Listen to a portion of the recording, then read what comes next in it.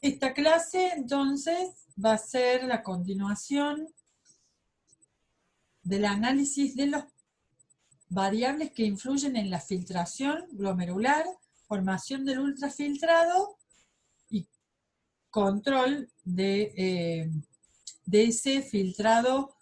Imagínense que si no hubiera un control de la filtración,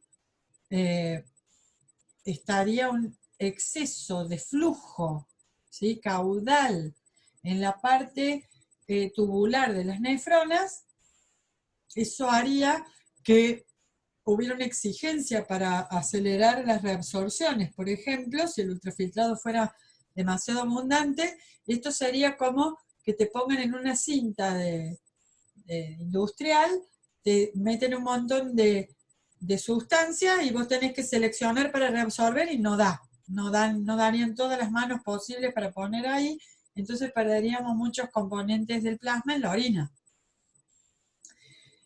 Si por lo contrario la filtración fuera muy bajita, muy débil, reabsorbemos todo con tiempo, nos sobra el tiempo para la reabsorción, pero después nos quedamos así esperando y todo lo que hay que quitar del plasma, que todavía está en el plasma, intoxicando probablemente las células. Entonces, la filtración tiene que ser muy bien regulada.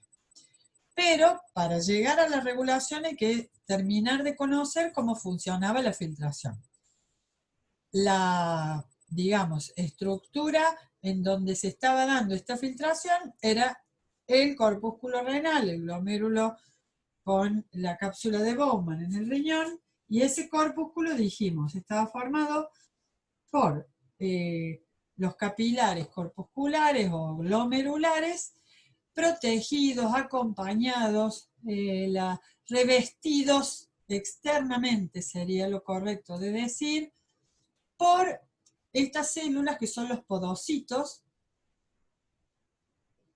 que dejan que sus podocitos, justamente sus pies, se apoyen muy de cerca, por supuesto, sobre las células endoteliales, y entonces el ultrafiltrado, que sería el ultrafiltrado del plasma que entra por la arteriola, pasa por los capilares, tiene que pasar por ese espacio entre los podocitos y el endotelio a la cápsula de Bowman. Concreto, el ultrafiltrado es recibido en un espacio que luego se hace prácticamente virtual aquí, pero que es el espacio en la cámara de Bowman, en la cápsula de Bowman. O sea, entre cada uno de los capilares glomerulares y células de la cápsula de Bowman que se van a meter por acá a revestir todo esto también, ahí hay un masacote que filtra de plasma y del cual ese ultrafiltrado va a pasar al túbulo proximal, que acá se ve que comienza. Y si ven con detalle, una vez que terminan las células de la cápsula y comienzan, se hacen altas las células, porque el túbulo proximal era el túbulo renal que nosotros analizábamos, que hacía transportes. Entonces son altitos y con microvellosidades en la cara apical para aumentar esa superficie de reabsorción o absorción que van a hacer estas células. También dijimos que la arteriola aferente tenía allí un rodete, digamos, circular de músculo liso que funcionaba como esfínter.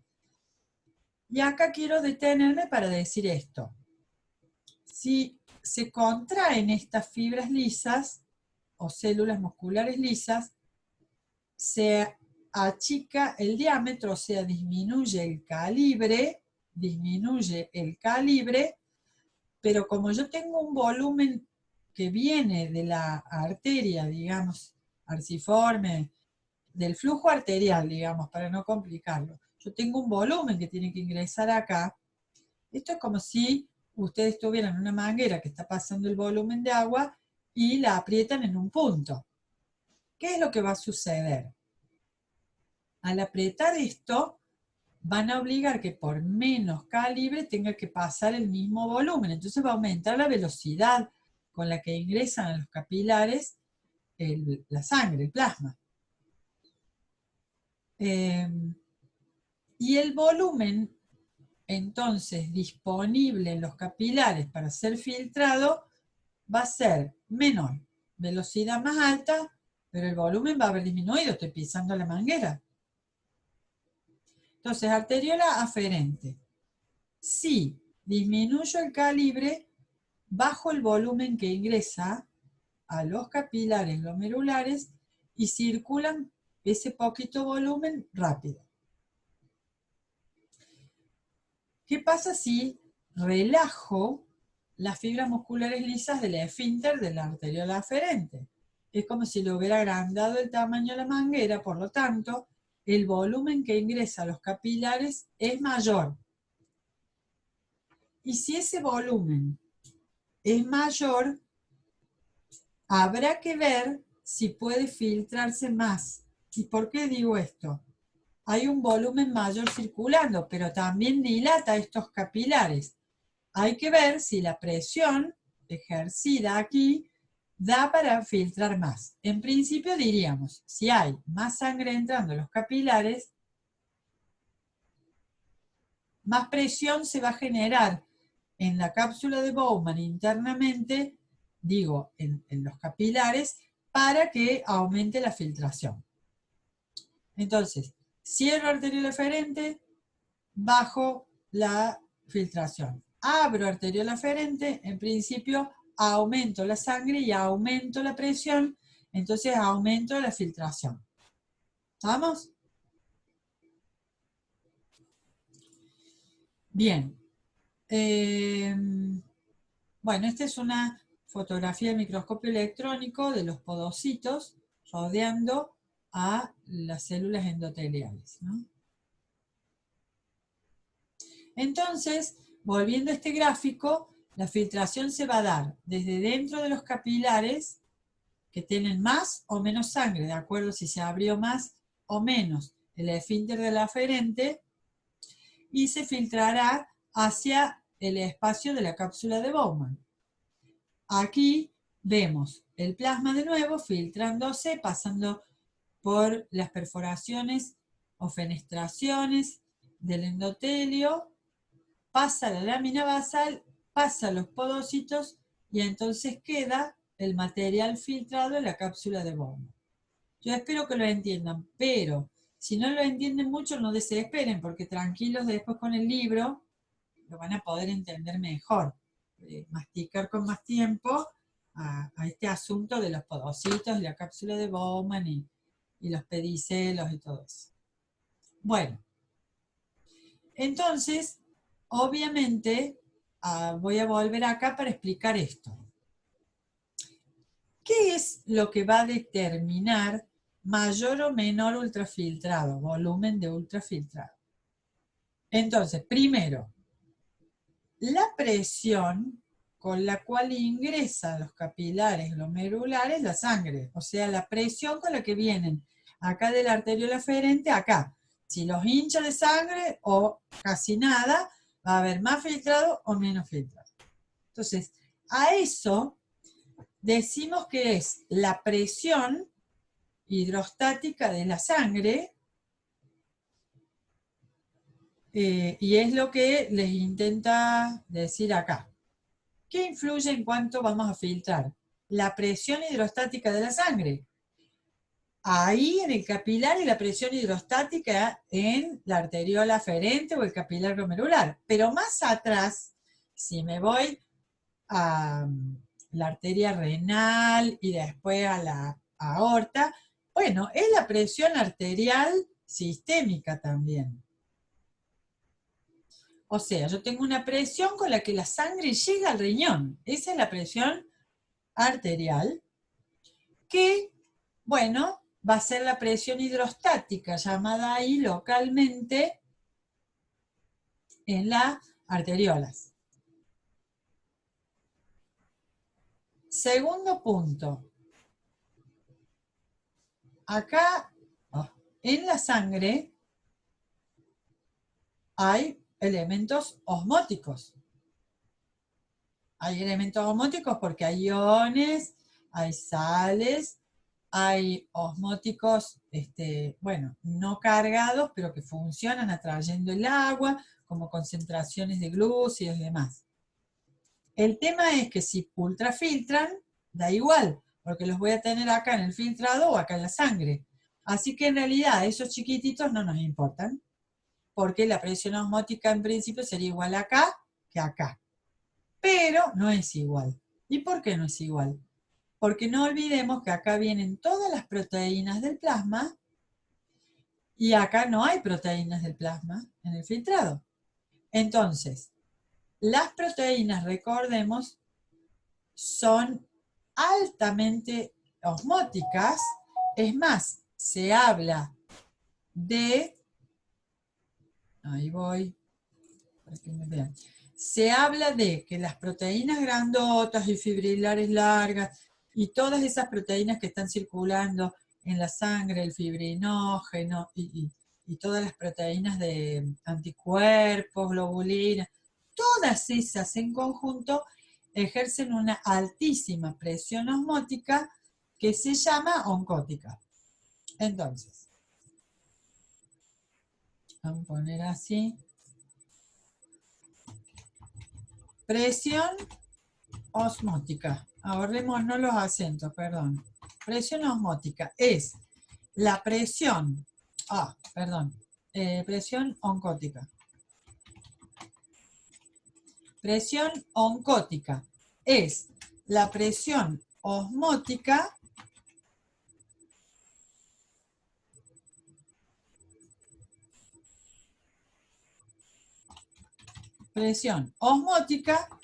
ejercida por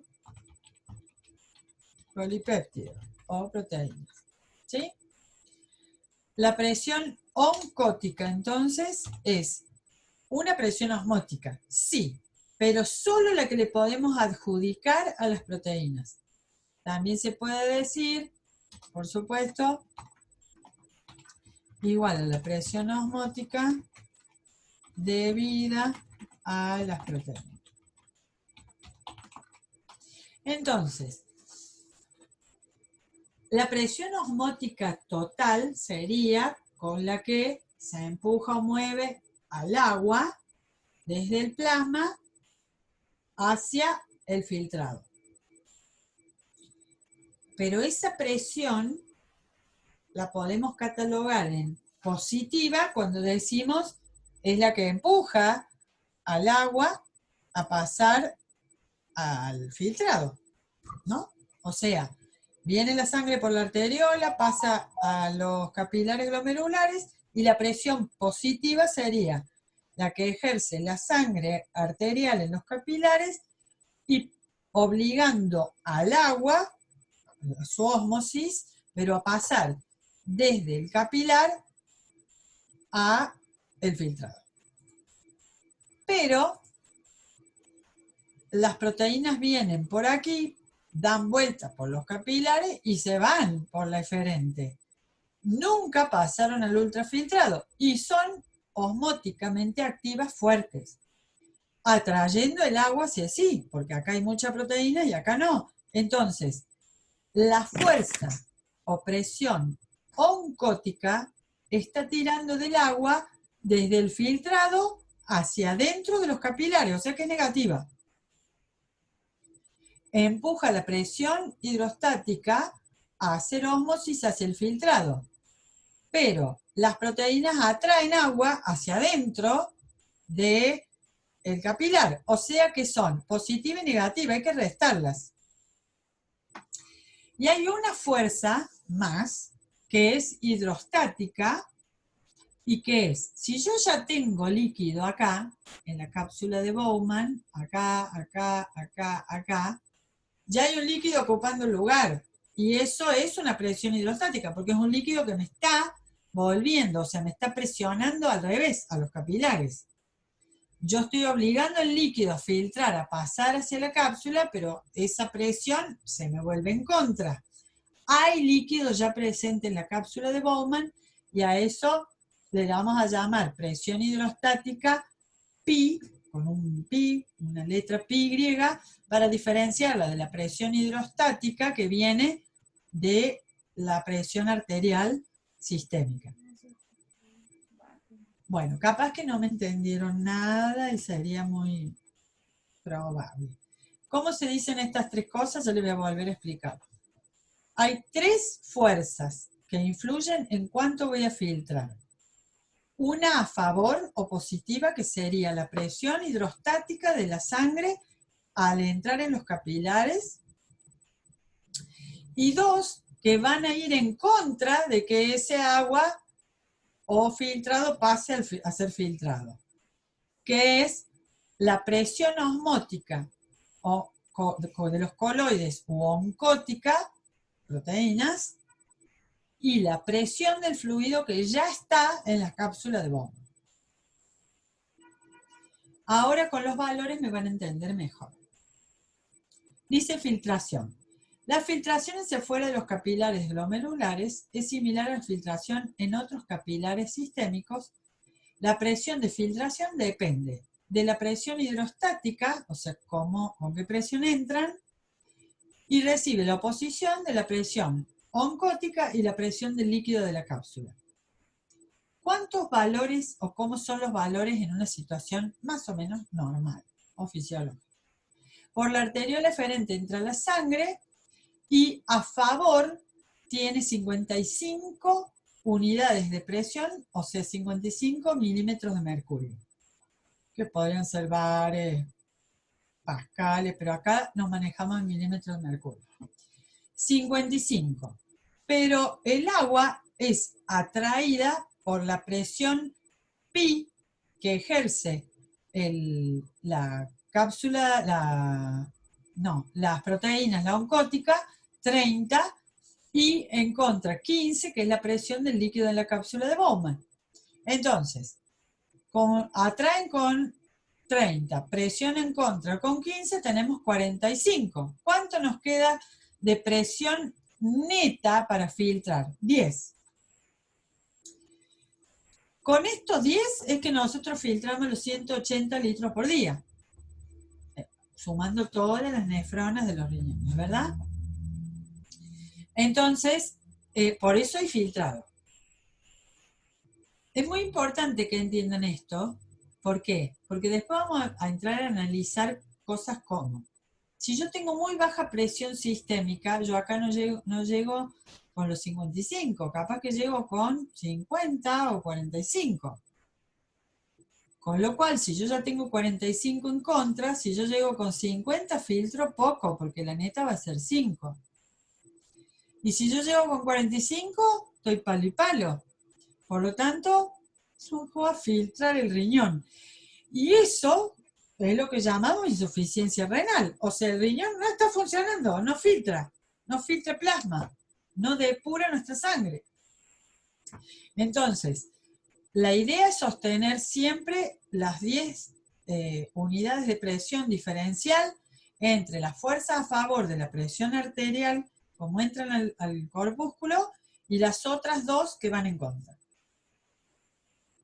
Yo les acabo de plantear solo la primera variable, que es la presión hidrostática con que entra la sangre, y el primer ejemplo, que es baja. Con baja yo ya tengo problemas porque filtro menos. Si entro con presión alta, más alta que 55, es como mucha sangre que hace mucha presión, muy abierta la válvula, digamos, y entonces probablemente la presión sea de 60. Si las otras dos están iguales, en realidad va a aumentar un poquito la del líquido también, entonces acá en vez de 45 probablemente tengamos 50. Pero si yo entré con 65 y 50, tengo 15 de neto y voy a mandar mucho filtrado a la nefrona. Y la nefrona va a tener que resolver muchas cosas y mucha agua, pero voy a orinar seguramente más. Con lo cual, presión alta, orinaré más y probablemente tenga que cuidar, por ejemplo, deshidratación o pérdida de iones, que no me vaya a descompensar. Una persona grande con presión alta siempre va a tener mucho filtrado en el riñón y orina mucho y lo internamos a los viejitos, a los tíos, a los abuelitos nuestros, deshidratados, que el médico les hace así en la piel y no vuelve, todos deshidratados. Vemos en la orina una orina toda líquida, pura agua, pocas sales, etc. Quiero que me digan, verlos para que me digan si me van entendiendo. ¿Me van entendiendo? ¿Fede se entiende hasta acá?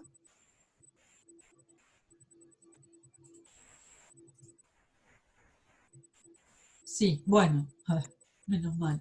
Sí, sí, sí, sí, sí. Bueno, seguimos entonces. Hasta ahora analicé primera variable, suba y baja de presión. ¿Sí? Esta. Ahora vamos a ir a las otras. Ojo, que les cuesta esto.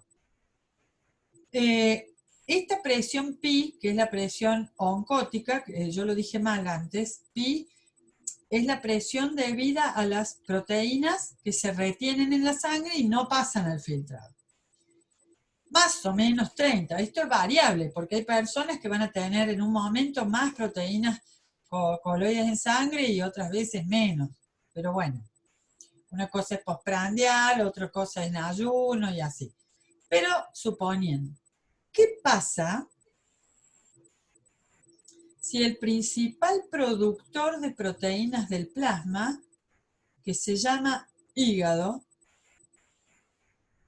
está chomi, dirían ahora, está enfermucho, está deficiente, las células están trabajando el 60% intoxicadas de tanta fiesta, tanto alcohol? Entonces, ese hígado está insuficiente. Puede ser por una intoxicación alimentaria, puede ser por una infección hepática, parásitos, de esos que se alojan, que ustedes estudiaron, que se alojan en los conductos hepáticos, porque se intoxicó con una medicación, porque se equivocaron, le pusieron el suero otra cosa, era para el paciente de lado, no importa, ese hígado está insuficiente. El hígado aporta la mayor cantidad de proteínas plasmáticas. Entonces, ahora aporta el 60%. Entonces, esta presión oncótica negativa o en contra va a bajar el 60%. Va a bajar 6 por 3 al 18 milímetros de mercurio. Suponemos que entonces tira menos del agua hacia sostenerla dentro de los capilares. Entonces la persona venía con, supongamos, 55, pero ahora en vez de 45 tiene 12 menos, tiene 45, 35, 33, ¿sí? 50 menos 33 nos da 17, ¿está bien? Bueno, con 17 neto me filtra un montón. Entonces, si yo bajo la fuerza con la que retengo en el capilar, es porque aumento la fuerza con que se me va la orina.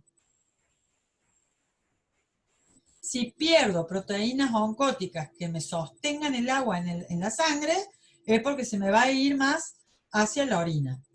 Entonces, cuando me bajen las proteínas del plasma y me baje la presión oncótica, mucho más ultrafiltrado, que habrá que reabsorber más y se verá el estado de la parte tubular para sostener eso.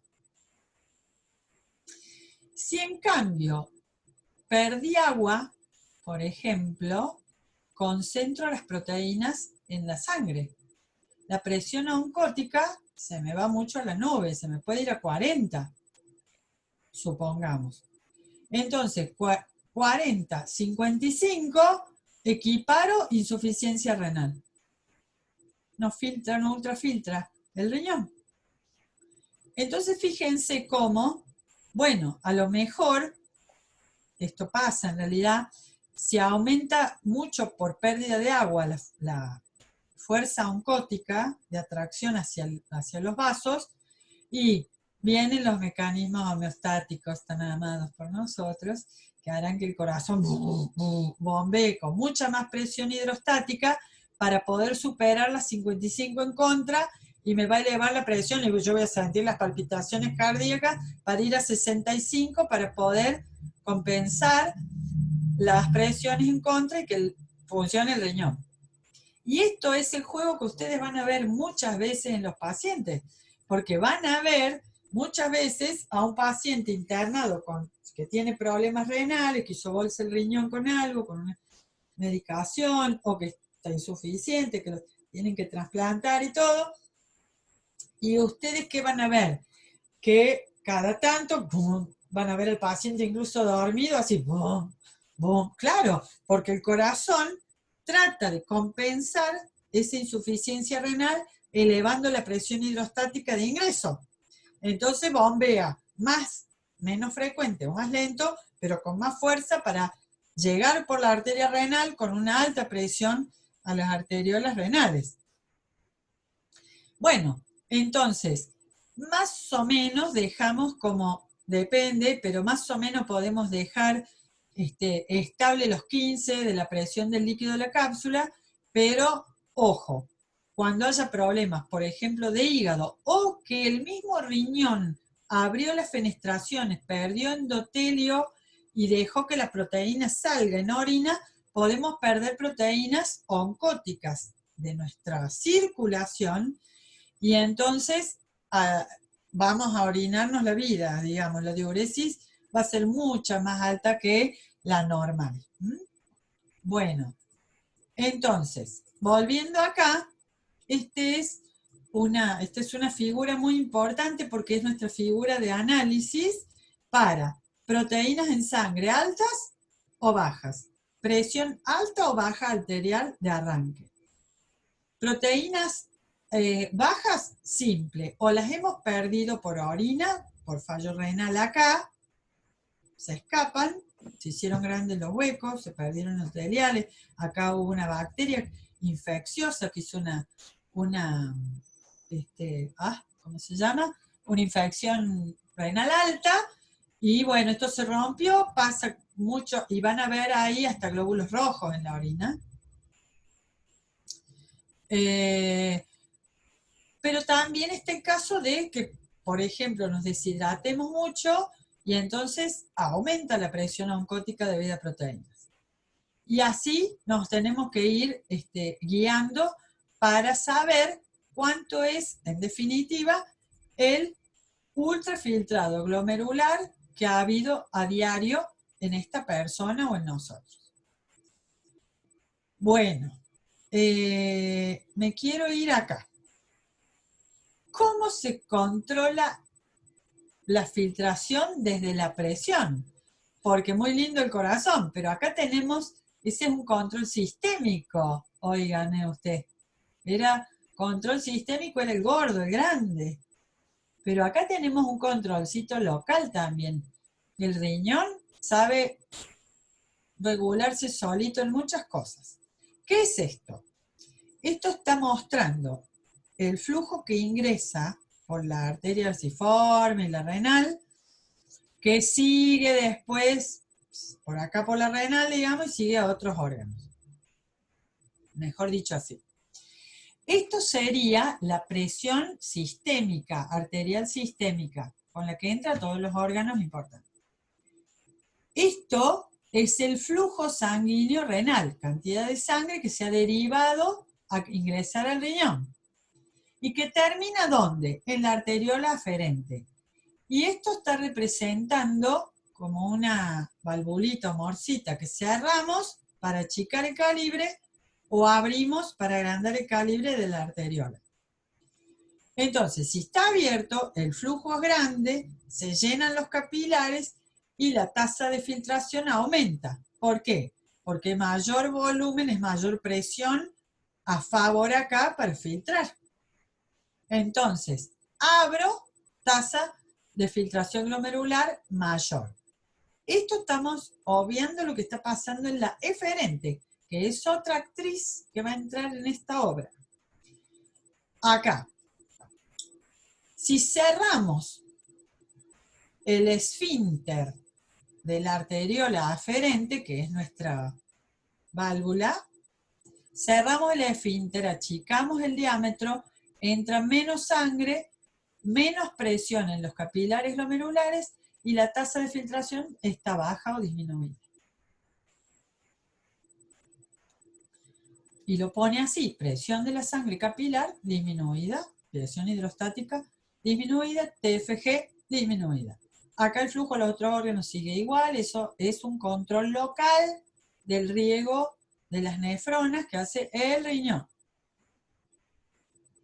¿Hasta acá me van entendiendo? Guara, Alexandra, Nicolás, listo.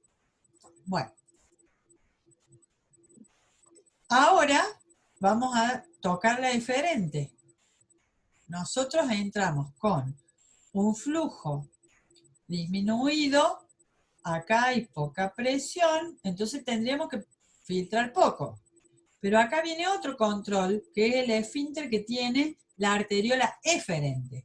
Como la arteriola eferente pasa mucho flujo, cierra su esfínter, con lo cual logra acumular líquido en retroversión, o sea, hacia atrás, y aumenta la tasa ella, la eferente.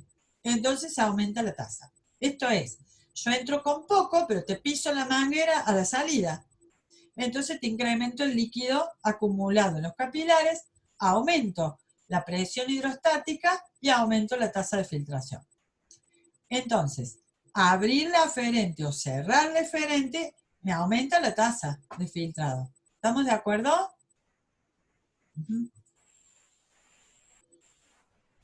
Pregunta Silverton. Dice, ¿qué pasa con la presión de la sangre en el capilar? La TFG y el flujo de entrada cuando la arteriola aferente se dilata.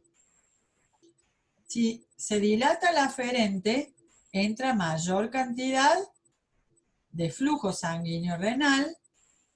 Acá aumenta entonces la presión hidrostática. ¿Y qué pasa con el filtrado? Aumenta. Bueno, un ejercicio conceptual, no hay números, pero lo tenemos que poder resolver. Bueno, qué bien. Me quedan 5 minutos y les voy a mostrar entonces este Graphiquex. ¿Qué dice? Dice, primero, la tasa de filtración glomerular en una persona sana, bla, bla, bla, bla, bla, es relativamente constante, o sea, no se esperan grandes cambios si yo estoy tomando agua, si estoy con proteínas ok, si mi hígado está ok, etcétera. Siempre se está autorregulando. ¿Por qué auto? Y porque se regula ahí mismo localmente, entre arteriola eferente y ya vamos a ver que hay otra.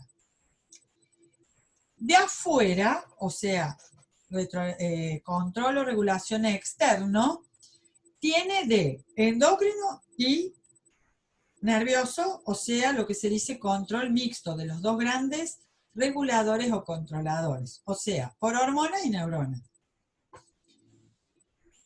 Primero estas dos son, hay hormonas, en este sentido una neurohormona, que es la angiotensina 2, ya vamos a ver que hay angiotensina 1, 2 y 3. Pero esta sustancia se libera desde el tejido,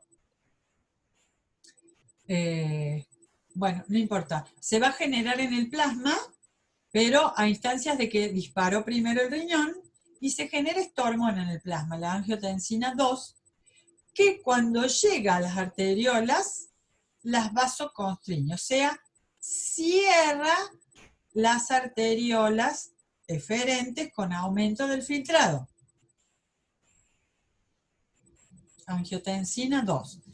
Angio siempre es fruto o vaso. Entonces acá va a ser tensión del vaso. Vaso cerrado, vasoconstricción. Aumentado del filtrado. Y eso hace, bueno, no. Prostaglandinas, ya las conocemos. Cualquier órgano, incluso el riñón golpeado, molestado, lo que fuera, si se generan prostaglandinas circulantes que hacían aumentar la vasodilatación, hiperemia, aumento de la sangre, y entonces disminuye el filtrado. Esto que nos está diciendo que actúa sobre la aferente. Y en relación al nervioso, Eh, les comento que estoy pasando esta situación desde hace unos días. Tengo un exceso de estimulación del vegetativo simpático sobre mis riñones. Y tengo una diuresis espantosa. Cada rato voy a hacer micción y aumentó mi diuresis. ¿Por qué? Porque el simpático, bueno, era el que aumentaba la frecuencia cardíaca y respiratoria, y normalmente el riñón está controlado por el parasimpático porque es un órgano más visceral, digamos. Pero el simpático es el que ejerce el control fuerte, porque cuando estamos muy rítmicos, también obliga a cerrar las arteriolas, ¿sí? Y a aumentar el filtrado, o sea, cerrar la eferente y aumentar el filtrado, aumentando así la diuresis. Ay, me quedó una 22. Bueno, el grafiquito.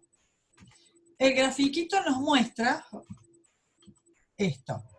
Dice, la autorregulación de la tasa, o sea, la velocidad de la filtración a nivel del glomérulo, se produce, guarda esto, en un amplio rango de la presión arterial sistémica. ¿Qué tenemos abajo? La presión arterial media. No me está diciendo ni la alta ni la baja, sino la media entre las dos, para no hacer lío en el gráfico. Y acá me está midiendo cuánto filtra los glomérulos en litros por día. Nosotros tenemos acá la presión arterial media. Bueno, la persona, digamos, está más o menos que podamos considerar que puede seguir viva cuando está en una presión arterial media de 60 para arriba. Si no, se nos está yendo, digamos, pero más o menos por aquí. Lo normal es que la presión arterial media ande entre los 12 y los 9, o sea, más o menos por acá, o sea, 120 y 90, o 120 y 80. Entonces tenemos más o menos por acá 11, lo que decimos 11, que en realidad son 110,